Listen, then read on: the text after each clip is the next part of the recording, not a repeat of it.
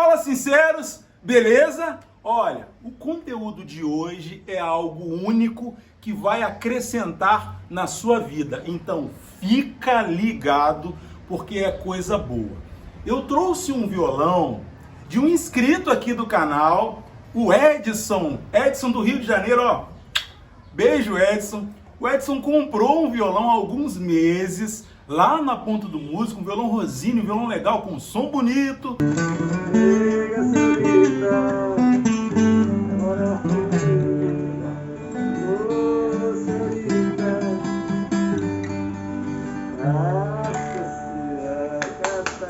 Ele tem um Digiorgio que tem a minha idade, um Digiorgio de 1984.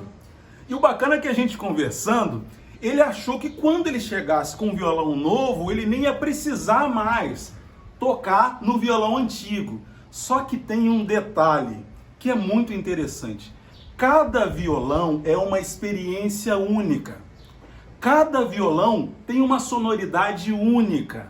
A vibração do violão vibra na gente, vibra com a gente. E olha, quando a gente se identifica com um instrumento, aliás, já vou até dar uma dica. Se você tem um violão e se identifica com ele, não abra mão dele, porque você terá outros 10, mas nenhum dos 10 será igual a esse violão, porque cada violão é uma experiência única mesmo. Tá aqui pertinho. Olha, eu tô falando do violão, mas daqui a pouco tem uma coisa muito mais valiosa do que qualquer violão que eu vou compartilhar com vocês, tá? Então tá aqui esse Digiorgio. Esse acabamento entalhado aqui é uma marca registrada, faz parte da história da música popular brasileira. Esse aqui, ó, é o Signorinha, é assim que fala, será? 16, um violão pequenininho. Tá lá o ano dele ali, ó, 1984.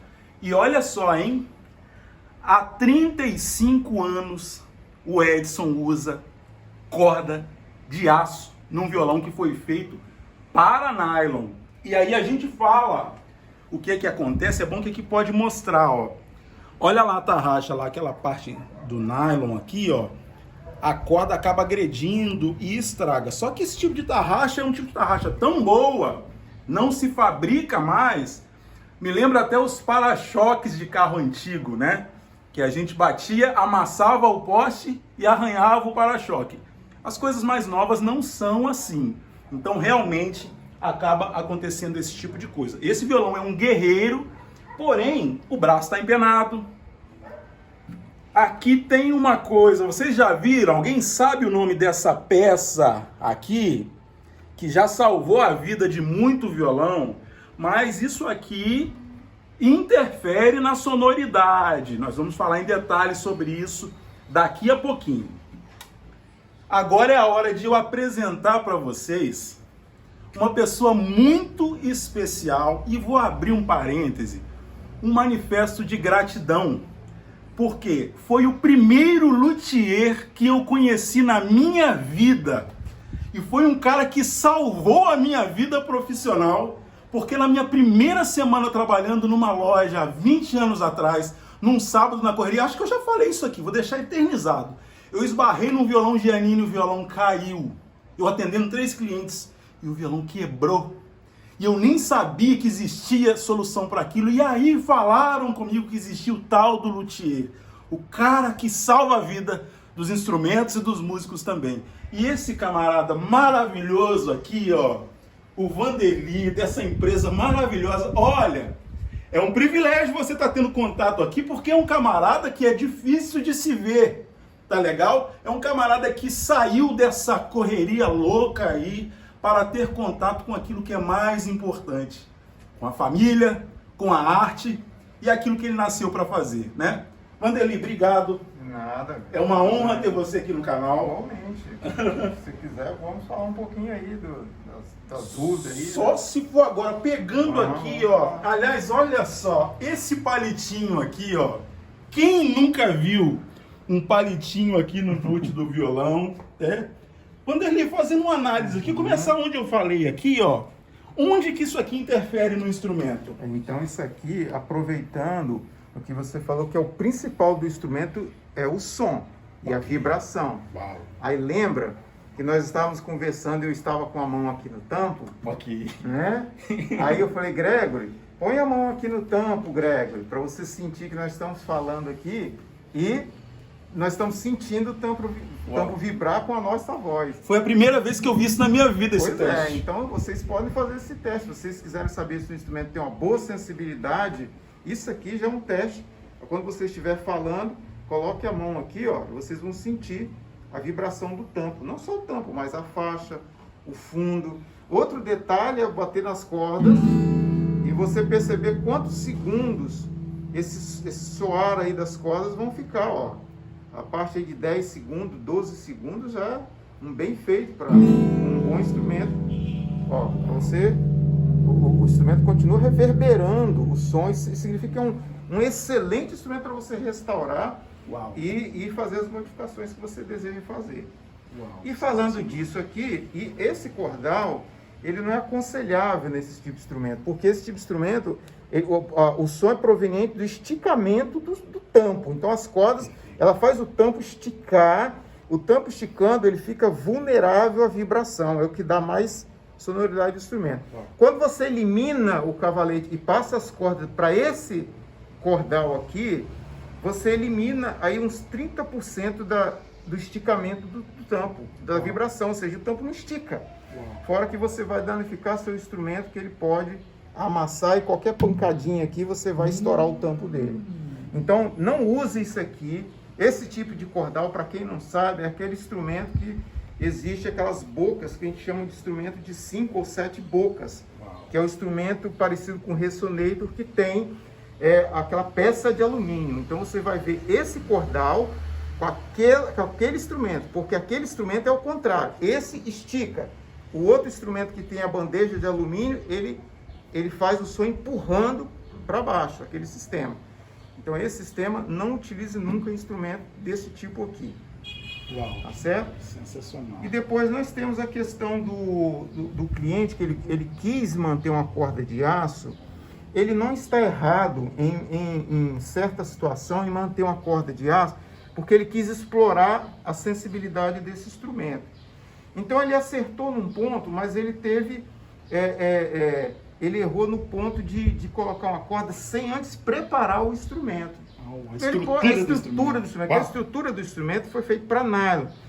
E o nylon, ele na afinação total, ele tem uma somatória de quilogramas bem mais amena, né? Vamos supor, uns 36 quilos de força, afinado em Mi. E se você coloca uma corda dessa aqui, 0,10, por mais light que seja, ela vai para 52 quilos de força. Então o instrumento ele não foi fabricado para aguentar essa pressão.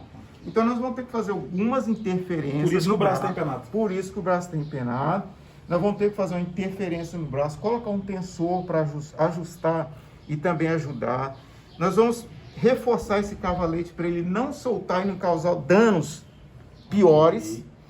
E nós vamos ver também a questão de reforçar um pouquinho internamente esse tampo com algumas almas adicionais para aguentar a força das cordas. Entendeu? Então você que está pensando em dizer, mas não pode usar. Olha, não é que não pode, nós devemos preparar o instrumento para ele receber essa corda de aço, tá certo? E o luthier tá aí para isso, né? Para fazer coisas impossíveis, né? Mas tem jeito, profissionalmente falando, com responsabilidade, com responsabilidade, né? Não é gambiarra, não é. Mas nós podemos fazer assim, o cliente pediu, nós vamos dar um jeitinho de fazer. A gente certo? gosta de falar, muito obrigado. Curiosidade na música é uma coisa essencial. Agora, aliar curiosidade com a responsabilidade Isso aí, faz profissionalismo, né, Profissionalismo. Profissionalismo tem que ser em primeiro lugar. Isso aí. Uau, sensacional. Uma curiosidade Sim. aqui, você falou de reforçar a estrutura aqui. Sim. Para que isso seja feito, vai ser necessário soltar o ponto do violão? Essa é a dúvida de muitas pessoas, né? Eu trabalhei em algumas áreas profissionais e eu tive um mestre também em outras áreas, não em luthiaria, mas que me serviu de base para nós chegarmos a um nível profissional em termos de instrumento, tá? Então nós temos uma basezinha em várias profissões. E eu lembro que ele falou comigo uma vez que o bom profissional ele tem que ter olho no dedo. Uau! Aquilo eu achei engraçado, mas ficou como muitos outros conselhos, né, que ele nos deu, foi um grande mestre. Então, hoje nós temos o olho o quê? Nós temos microcâmeras. Né? Eu só falei isso aqui porque... Muito bom. Mas para informação, assim, nossa, pessoal. Mas hoje nós temos tecnologia, então com a microcâmera aqui por dentro, a gente consegue localizar o local exato. Nós vamos fazer uma varredura para ver como é que tá essas almas, se elas são muito finas. Ok. Então nós vamos equilibrar tudo isso aí. E sendo necessário, nós vamos saber o número que nós vamos colocar exato aqui. Atenção, porque não pode encher de madeira e interferir no som do ponto. Aí Isso é por quê? Aqui nós vamos fazer uma reestruturação, mas que não atinja a questão da vibração. Ou seja, você vai vir aqui novamente com o violão, nós vamos conversar, você vai botar a mão aqui e a sua mãozinha vai ter que sentir a vibração. Uau. Maravilhoso, maravilhoso. Olha, eu fico muito feliz em poder trazer isso aqui para vocês. Isso aqui já inaugura já um tipo de conteúdo muito específico numa luthieria que, inclusive, o Vanderly era um grande construtor de instrumentos musicais. Vou aproveitar aqui, ó, olha aqui do meu lado, isso não estava combinado. Não estava, mas esse aí já está fora de linha, mas está bonitinho. Já tá. Aqui, isso aqui, olha Esse só. é o avô, né, no caso. É o bisavô. É um bisavô! É um bisavô. Olha só que sensacional, cara. Esse tipo de violão aqui, que não tem aquelas realimentações indesejáveis que deixa o músico aí com dor de cabeça nos palcos e tal. Além de ter um visual muito sensacional. Eu já toquei instrumentos do Vanderly, inclusive um 12 cordas que não sai da minha memória desse violão.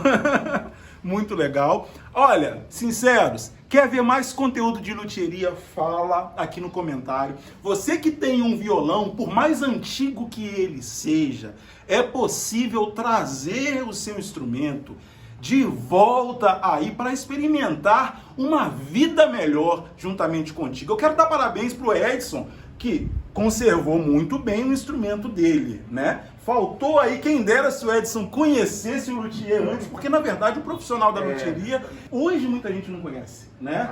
Os músicos precisam conhecer a luthieria, porque a luthieria é um salvador, um grande aliado. Aliás, se não tivesse luthier, não teria instrumento. Não teria instrumento. Né? Justamente. Então, já fala tudo.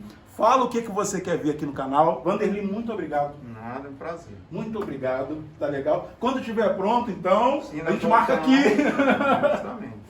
Maravilha, para mostrar para vocês. Beijos sinceros!